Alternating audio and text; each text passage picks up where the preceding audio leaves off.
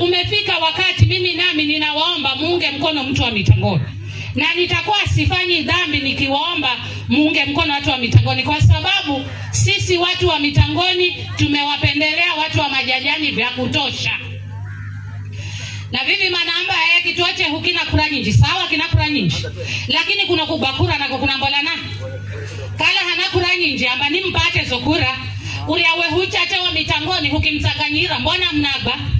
Kwa hivyo mimi sinena vivi kwa sababu nahenza kukejeli mtu, hapana.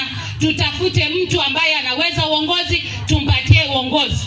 Achonyosini amnarani wodi, akaumosini, agiriamosini, akaambea ribe, akikuyu, ajalua, baluya.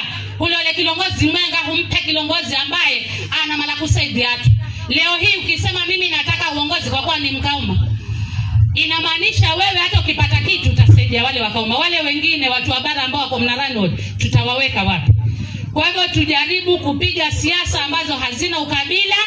Huku kwetu Mnarani hakuna siasa za mlima. Tuna siasa za kuchanganya jamii, kuweka pamoja jamii ili tukaweze kuleta maendeleo. Na mimi nikiuliza wamama hapa, nani baba angahi mazarao kama kenda mazini hano mahao mendao mazini ni hiyo niache.